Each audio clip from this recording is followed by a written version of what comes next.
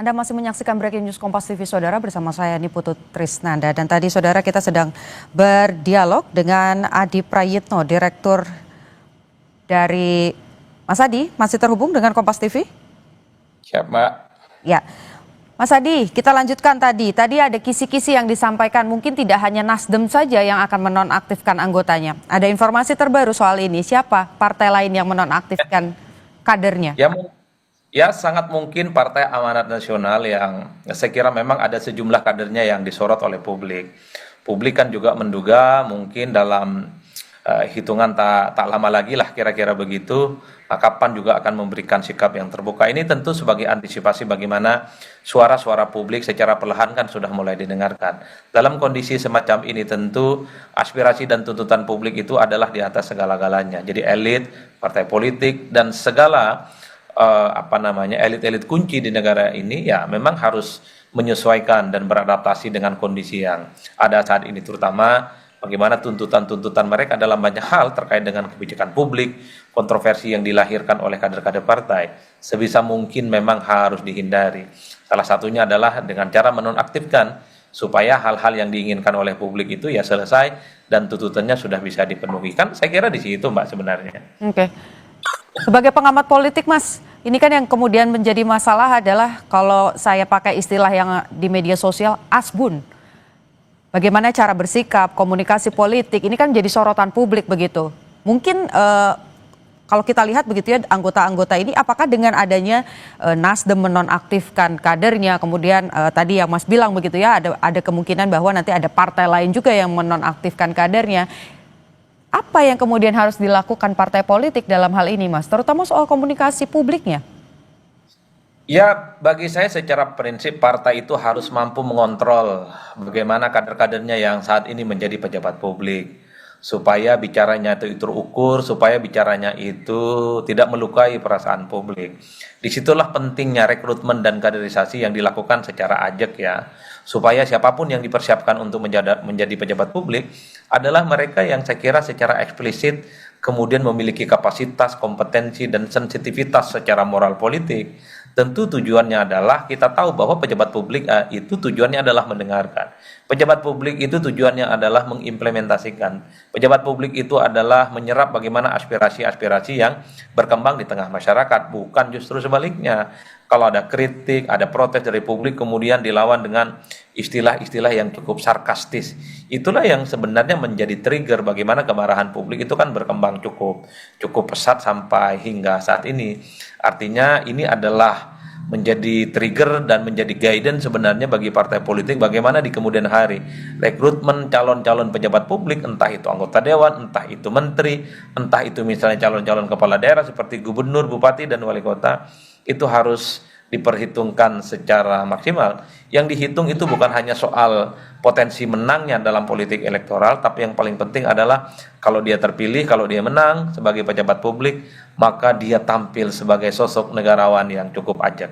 Dia tampil sebagai perwakilan dari rakyat, dia tampil sebagai sosok atas nama rakyat dan betul-betul berjuang atas nama rakyat dan bukan atas nama kepentingan yang lainnya. Saya kira di situ. Nah, yang kedua secara prinsip bagi saya sebenarnya ya ini kan soal komunikasi publik ya.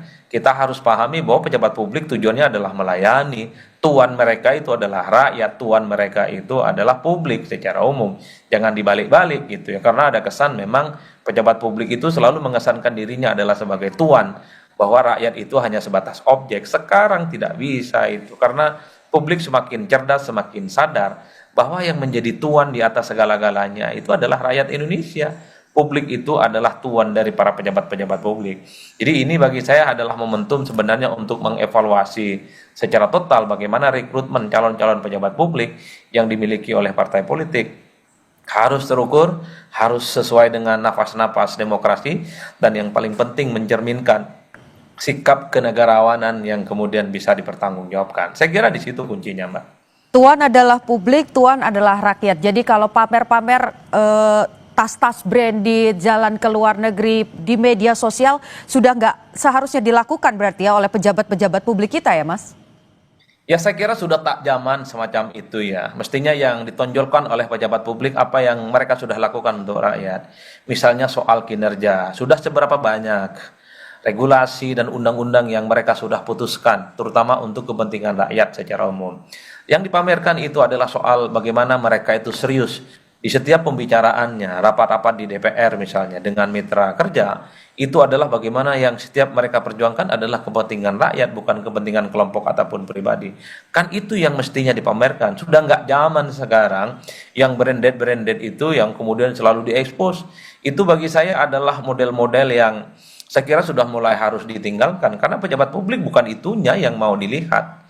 Yang ingin dilihat dari pejabat publik adalah bagaimana keberpihakannya kepada rakyat secara umum. Kakinya nyentuh ke tanah. Dia, sang pejabat publik itu harus mampu menyelami bagaimana dari sisi-sisi kehidupan yang dialami oleh masyarakat. Di tengah masyarakat yang kesulitan cari kerja, cari makan, terjadi PHK di mana-mana. Tapi pada saat yang bersamaan publik ini kan seakan-akan menutup mata dan tidak sensitif. Bahkan mereka itu mempertontonkan kehidupan yang cukup mewah gitu ya. Kan itu yang sebenarnya dalam banyak hal melukai publik, Mbak. Oleh karena itu bagi saya harus ada paradigm shift, ada perubahan paradigma yang mesti diubah. Apa paradigma yang mesti diubah? Yaitu soal pejabat publik bukan yang pamer-pamer yang semacam itu yang kemudian harus disampaikan kepada publik, ya branded-branded yang semacam itu. Yang perlu dipamerkan adalah apa yang sudah dilakukan oleh bangsa, dilakukan oleh para pejabat itu untuk kepentingan rakyat. Apa yang mereka lakukan untuk bagaimana menyelesaikan persoalan-persoalan yang ada di bawah. Saya kira di situ, karena pejabat publik itu sebenarnya adalah pelayan dari rakyat. Pejabat publik itu adalah pelayan dari publik. Itu yang secara esensi harus dipahami, bukan logikanya dibalik bahwa sang pejabat itulah yang harus dilayani oleh rakyat. Itu adalah pikiran-pikiran yang keliru. Tuan dari dari kehidupan politik di Indonesia itu dalam negara demokrasi adalah rakyat, itu bukan elit dan bukan pejabat publik. Oke, berarti simpulan singkat begitu ya dari perbincangan kita tadi adalah bukan menunjukkan kekayaan, tapi menunjukkan kerja nyata untuk rakyat ya Mas. Tadi saat kita berbincang Mas, saya mendapatkan informasi terbaru bahwa DPP PAN sudah memutuskan untuk menonaktifkan Saudara Eko Hendro Purnomo atau Eko Patrio dan juga Saudara Surya Utama atau Uya Kuya sebagai anggota DPR RI dari fraksi PAN terhitung besok. Dengan adanya dua keputusan ini dari Nasdem dan juga dari PAN, apakah ini bisa setidaknya menurunkan tensi yang tinggi di masyarakat, Mas? Ya, bagi saya secara signifikan, ini kan dua partai ini sudah mulai mendengarkan tuntutan-tuntutan dan aspirasi dari publik ya. Itu yang saya kira menjadi penting. Artinya apa? Kalau kita mau jujur sebenarnya ada 4 anggota dewan yang sejak awal sebenarnya cukup disorot statement-statement dan perilakunya. Dan 4 anggota dewan ini per hari ini kita sudah dengarkan, sudah dinonaktifkan oleh partainya. Bagi saya semoga ini menjadi semacam jawaban yang sering ditunggu oleh publik dan publik sudah mendapatkan jawaban yang sesungguhnya. Sahroni, Napa Urba, kemudian Eko, kemudian Uya Kuya itu selesai dan mereka sudah dinonaktifkan sebagai anggota DPR RI. Itu artinya apa? Partai politik sudah memberikan sikap yang tegas.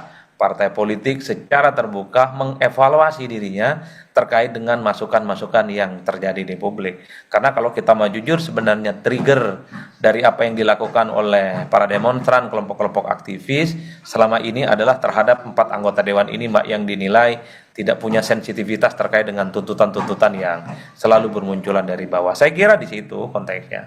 Oke, partai politik sudah mencoba melakukan evaluasi. Ada juga yang sudah mengambil sikap, termasuk juga soal tunjangan 8 fraksi di DPR ini sudah sepakat bahwa kita evaluasi tunjangan DPR, bahkan kalau memang harus dihentikan atau misalnya diubah begitu ya, disesuaikan dengan kebutuhan saat ini, sepakat untuk dibahas. Tapi pertanyaannya sekarang apa yang masyarakat bisa lakukan, Mas? Ya, kalau tuntutannya sudah dipenuhi, protes-protesnya sudah mulai didengarkan, ya saya kira memang kita tunggu bagaimana realisasinya. Karena kan ada juga yang mengatakan ini setelah nonaktif apa what's next, apakah dipecat atau di PAW namanya, pemberhentian antar waktu. Itu artinya anggota dewan yang dimaksud dinonaktifkan tadi bukan hanya dinonaktifkan, tapi posisinya bukan lagi sebagai anggota dewan, tapi diganti oleh kader-kader partai yang bersangkutan sebagai anggota dewan. Ini yang saya kira memang harus kita tunggu bagaimana progres di masa-masa yang akan datang. Yang kedua ya dari segi publik ya, kalau memang sudah tuntutannya sudah dipenuhi, protes-protesnya sudah mulai didengarkan, ya tidak boleh tidak, kita harus memberikan apresiasi secara terbuka. Karena dalam banyak hal ya partai sudah mendengar, elit sudah mendengar apa yang sudah diinginkan oleh kita semua lah sebagai rakyat secara umum, supaya kader-kader mereka yang menimbulkan kontroversi, menimbulkan kegaduhan, tidak sensitif secara moral, tidak berpihak secara politik misalnya untuk kepentingan publik. Per hari ini ya kalau mau jujur ini sudah disanksi kan, apapun judulnya nonaktif itu dengan kata lain ya mereka sudah tak lagi menjadi bagian dari anggota dewan lah, kira-kira begitu, minimal posisinya sudah dinonaktifkan. Saya kira di situ, Mbak. Oke, ini juga bisa dikatakan sebagai pembelajaran juga untuk masyarakat betapa pentingnya pemilu? Ya, saya kira begitu. Ini juga menjadi momentum bagi rakyat, bagi pemilih kita semua untuk menjadi pemilih yang cerdas. Bahwa besok-besok kalau ada kompetisi politik, baik anggota dewan, baik pemilihan presiden, pemilihan gubernur, bupati, dan wali kota, yang dipilih itu bukan karena gimmick, bukan hanya lip service, tapi harus dipilih bahwa yang dipilih itu adalah pejabat-pejabat publik yang memang keseharian hidupnya mampu menyelami apa yang dialami oleh rakyat. Saya kira di situ simpelnya. Pentingnya menjadi pemilih kritis, pentingnya menjadi publik yang harus sadar secara politik adalah memastikan bahwa calon-calon pejabat publik di negara kita adalah mereka yang keberpihakannya secara total kepada rakyat, keberpihakannya secara penuh untuk kepentingan-kepentingan masyarakat secara umum. Saya kira di situ pentingnya kenapa politik itu harus menjadi keseharian dalam hidup kita sebagai warga negara biasa. Hanya sekedar untuk memastikan yang menjadi pemimpin, yang menjadi anggota dewan, yang menjadi gubernur, bupati, wali kota, termasuk juga yang menjadi presiden dan wakil presiden, adalah mereka yang betul-betul kedua kakinya itu nyentuh ke tanah dan mencerminkan kepentingan-kepentingan rakyat secara umum, bukan untuk kepentingan diri dan kelompoknya. Saya kira di situ sebenarnya konteksnya, Mbak. Oke, baik. Mas Adi, jangan kemana-mana dulu, kita kasih jeda dulu sejenak. Poinnya, partai politik harus berbenah sejauh ini ya, kalau memang ada kadernya, anggotanya, calegnya yang kemudian melakukan kesalahan harus bisa bersikap tegas. Masyarakat juga harus peduli sejak pemilu. Hal-hal yang lainnya, poin-poin lainnya nanti kita bahas usai jeda, Mas Adi.